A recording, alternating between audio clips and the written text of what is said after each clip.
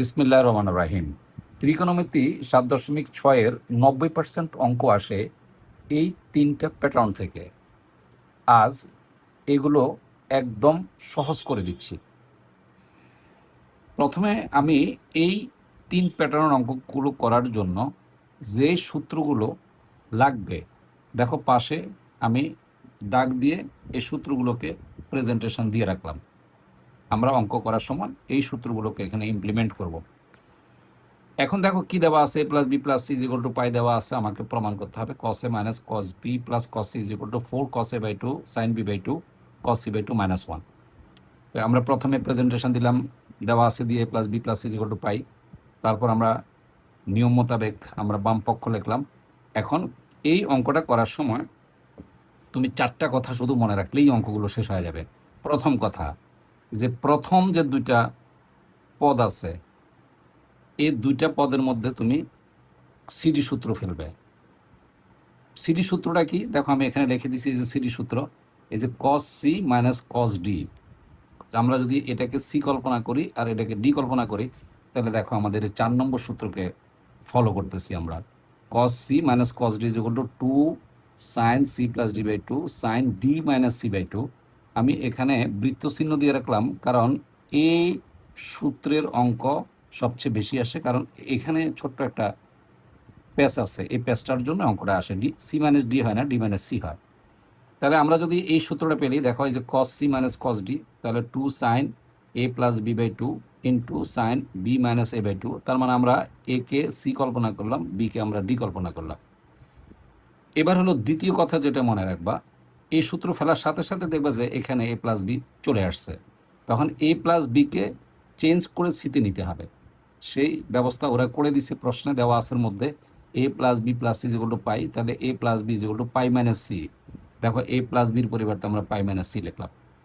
এখন আমরা যদি কোয়াড্রেন্ট হিসাব করি, তাহলে এখানে পাই বাই 2 কোয়াড্রেন্টে পড়ে গেছে, অর্থাৎ বিজুর কোয়াড্রেন্টে পড়ে গেছে। ফলে যদি সাইন থাকে সেটা কস হয়ে যাবে আর এস সি বাই 2 হবে। আর বাকিগুলো অ্যাজ ইউজুয়ালি ঠিক আছে, এখানে আর কোনো পরিবর্তন হবে না। এবার হলো 3 নম্বর যে কথাটা তুমি মনে রাখলে অঙ্ক শেষ হবে, সেটা হলো এই তৃতীয় রাশিতে, এটা হলো তৃতীয় রাশি, তৃতীয় রাশিতে কমন নেওয়ার ব্যবস্থা করতে হবে। তার মানে আমার এখানে কিন্তু সি বাই 2 আছে, এখানে সি আছে। তাহলে আমি এটাকে এমন একটা প্রসেস সূত্রে ফেলবো যেন আমি কমন নিতে পারি। তাহলে আমি যদি সূত্র ফেলি তাহলে কি লিখব, 2 ইন্টু সি বাই 2, তার মানে কস টোয়াইসে। আর কস টোয়াইসের সূত্র কিন্তু আমরা জানি 2 কস স্কোয়ার এ মাইনাস 1। এই যে দেখো 2 cos square A minus 1, C by 2 মানে এ, তার মানে এই যে 2 cos square C by 2 minus 1। বাস, যেহেতু আমার কমন নেওয়ার ব্যবস্থা হয়ে গেল, তাহলে আমি কমন নেব। সেটা হলো 2 কস সি বাই 2।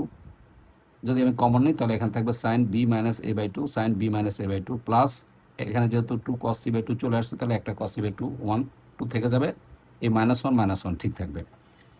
এর পরের যে কথাটা আমাকে মনে রাখতে হবে, এই কথাটা মনে রাখলে আমার শেষে যেটা চতুর্থ কথা, সেটা হলো যে এই ভিতরে যে সিটে আছে, এই যে ভিতরে যে সিটে আছে, এটাকে আবার এ দেওয়া আছে থেকে এ প্লাস বিতে কনভার্ট করতে হবে। কিভাবে তুমি কনভার্ট করবা, এই যে আমরা সি সমান সমান কি লিখতে পারবো, পাই মাইনাস এ প্লাস বি। দেখো তো এই যে সির পরিবর্তে লিখলাম পাই মাইনাস এ প্লাস বি। আবার দেখো কোয়াড্রেন্ট পড়ছে, যদি আমরা কোয়াড্রেন্ট এখানে ভাঙি তাহলে কস থাকলে কি হবে, সাইন হবে। তাহলে sine A plus B by 2কে আমি ভেঙে লিখছি A by 2 plus B by 2 ভেঙে লিখলাম। এখন আমাদের অঙ্কটা একদম আমাদের হাতে চলে আসছে। এখন শুধু এ বি সূত্র ফেললে হবে। দেখো আমি লিখে দিচ্ছি যে এ বি সূত্র। এই যে দেখো এ বি সূত্র হলে এই যে প্রথমটা পড়তেছে, দেখো sine A plus B plus sine A minus B is equal to sine A cos B. খেয়াল রাখতে হবে এখানে কোনটা আগে। দেখো এই যে সাইন এই যে এ প্লাস বি প্লাস সাইন এই যে এ মাইনাস বি, তার মানে এ বাই 2কে আমি কল্পনা করলাম এ, বি বাই 2কে আমি কল্পনা করলাম বি। তাই আমার এটা কিন্তু sign A plus B plus sine A minus B সূত্র পড়ে গেল। তাহলে সূত্র কি আসবে, 2 সাইন এ কস বি। দেখো তো এই যে 2 এই যে সাইন, এখানে কিন্তু বি বাই 2 কিন্তু এ, এই যে এই জিনিসটা কিন্তু যেহেতু এটা মাইনাস বিটা আগে আছে, আমি এটাকে সাজাই লিখতে পারতাম, এটাকে আগে এটাকে পরে দিলে কিন্তু এই ফর্মুলাটা আসতো।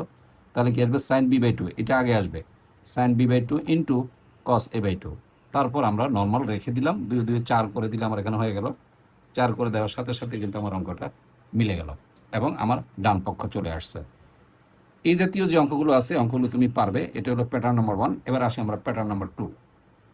প্যাটার্ন নাম্বার 2 জন্য আমাকে আবার এই দুইটা সূত্র দেখো আমি নিচে লিখে দিছি, এই দুইটা সূত্র আমার কাজে লাগবে, পাশাপাশি আমার এটাও কাজে লাগবে, পাশাপাশি আমার এটাও কাজে লাগবে। তার মানে আমরা প্যাটার্ন 2 এর অঙ্কগুলো সবচেয়ে বেশি ইম্পর্টেন্ট মনে করতে পারি। দেখো আমি একটা করে দিচ্ছি, a plus B plus C equal to pi যদি হয়, প্রমাণ করতে হবে যে cos square a plus cos square b plus cos square c plus 2 cos a cos b cos c is equal to 1। এটা প্রমাণ করতে হবে। যথারীতি আমরা দেওয়া আছে উল্লেখ করলাম, তারপর আমরা বাম পক্ষ লিখলাম, তারপর আমরা কি করলাম, যেহেতু আমাকে এই সূত্র ফেলতে হবে যে 2 cos square a, 2 cos square এই সূত্রটা আমাকে ফেলতে হবে। তাহলে দেখো আমি এখানে একটা হাফ যদি কমন নিই, তাহলে আমার ভিতরে এই দেখো 2 cos স্কয়ার a, আবার যদি এখান থেকে হাফ যায় তাহলে যে 2 cos স্কয়ার b। তৃতীয় রাশিতে কিন্তু হাফ দিবে না, তৃতীয় রাশি আগের মতোই থাকবে, জাস্ট এটা এবং এইটা, এই দুইটা রাশি তুমি ব্যবহার করবে। তাহলে দেখো 2 cos square a plus 2 cos square b, আর বাকি অংশগুলো আগের মতোই থাকবে। এই যে cos স্কয়ার c আগের মতোই আছে, আর 2 cos a cos b cos c কিন্তু আগের মতোই আছে। এখন দেখো আমরা যদি পরবর্তী লাইনে যাই, খুব ভালো করে খেয়াল করো, খুব সহজভাবে খেয়াল করো, তাহলে আমরা এখানে কি ফেলবো, সূত্র ফেলবো, cos টুয়াইসের সূত্র। এই যে দেখো আমি একটু এখানে একটু হালকা দেখাই দিই, এই যে 2 cos স্কয়ার a, এই যে 1 প্লাস cos টুয়াইস a, এই যে 2 cos স্কয়ার b, দেখো 1 প্লাস cos, এই যে টুয়াইস b। নিশ্চয়ই দেখতে পাচ্ছ, আমরা শুধু সূত্রটা এখানে প্রয়োগ করলাম।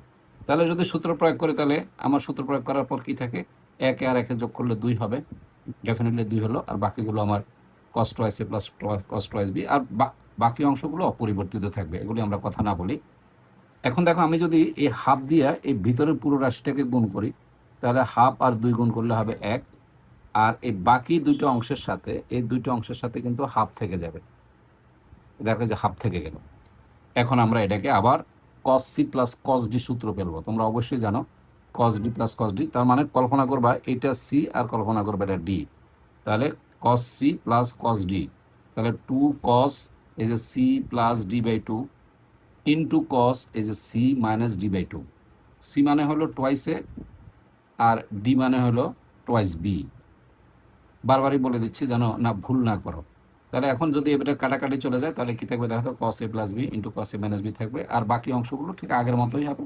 এখানে কোনোভাবে কোনো চিন্তা করার দরকার নেই, ওভাবে রেখে দিবা। এবার 1 এর জায়গায় 1 থাকবে প্লাস, এবার দেখো আবার আমাকে কি করতে হবে, a প্লাস b পরিবর্তন করে c তে আনতে হবে। তার মানে a প্লাস বির পরিবর্তে আমরা আবার কি ব্যবহার করতে পারি, দেখো এখানে দেওয়া আছে কি, a plus B plus C is equal to pi, তাহলে a plus B is equal to pi minus C, তাহলে ডেফিনেটলি আমরা দেখো a প্লাস বি পরিবর্তে আমরা পাই মাইনাস সি লিখলাম।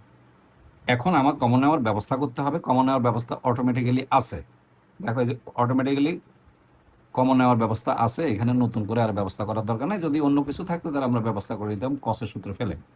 ডেফিনেটলি এখানে আমরা cos c কমন নিলাম, কমন নেওয়ার সাথে সাথে কিন্তু আমার অটোমেটিক্যালি এখানে আছে cos a minus B minus, এই যে দেখো cos c আছে। এখন আবার আমাকে ওই যে প্যাটার্ন চেঞ্জ করতে হবে, c কে চেঞ্জ করে a প্লাস বিতে আনতে হবে।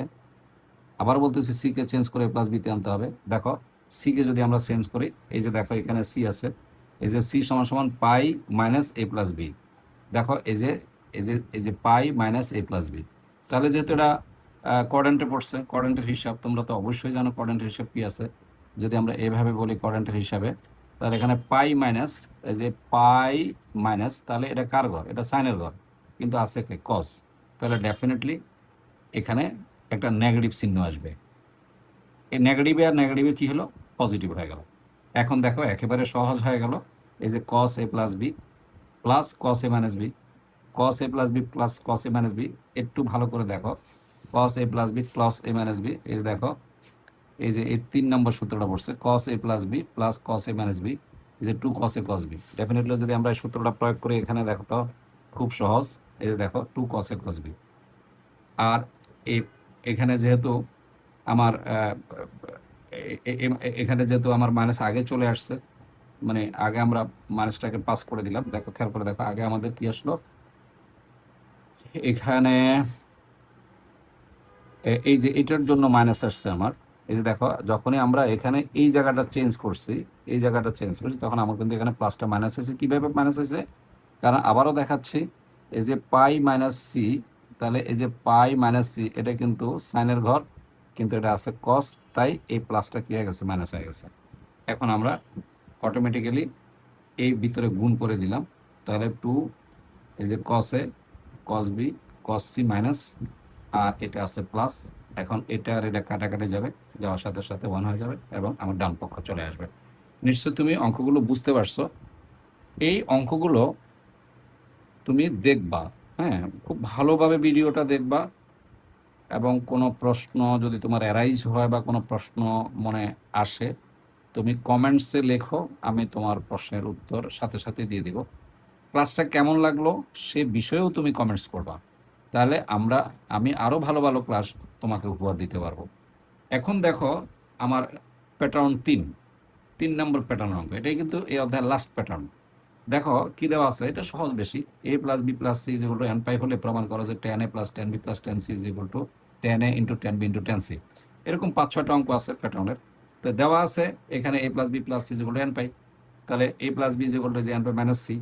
এখন উভয় পক্ষে আমরা tan নিলাম, tan নিলে এখানে tan a, এই যে এটা এর বাম পাশে দেখো সূত্র পড়ে গেছে, যে সূত্র পড়ে গেছে tan a প্লাস বি সূত্র হলো tan a plus tan b divide by 1 minus tan a into tan b is equal to, এটা কিন্তু মাইনাস tan c হয়। কিভাবে হয় আমি একটু দেখাই দিচ্ছি খুব ভালোভাবে।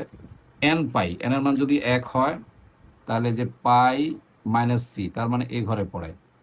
n এর মান যদি 2 হয় তাহলে কোন ঘরে পড়ে, এই যে দেখো এদিকে খেয়াল করো, এই যে টোয়াইস পাই মাইনাস সি, যে টোয়াইস পাই এই যে মাইনাস সি। তার মানে আমি n এর মান যাই ধরি না কেন, 1 2 3 যে কোনো সংখ্যাই ধরি না কেন, এই ঘর আর এই ঘর পড়ে। তুমি অবশ্যই জানো এই ঘর সাইনের ঘর, আর তুমি জানো অবশ্যই এই ঘর কিন্তু কসের ঘর। তাহলে কিন্তু আমার এখানে আছে 10, খুব ভালো করে খেয়াল করে, এটা 10 আছে, তাহলে ডেফিনেটলি এটা মাইনাস হবে, এই যে মাইনাস 10c হবে, এটা উঠে যাবে, মাইনাস 10c কোয়াড্রেন্ট হিসেবে উঠে যাবে, এটা চলে আসবে। এখন দেখো খুব সহজ, শুধুমাত্র এই যে বজ্র গুণন করলাম আর কিছুই করি নাই। বজ্র গুণন করার পর মাইনাস 10c-কে আমি বামে নিয়ে আসলাম, নিয়ে আসার সাথে সাথে দেখো প্রমাণ হয়ে গেল। এখন আমি চলে আসি সাজেশন। এই অধ্যায় থেকে তুমি কোন অঙ্কগুলি করলে ফুলফিল তুমি কমন পাবে।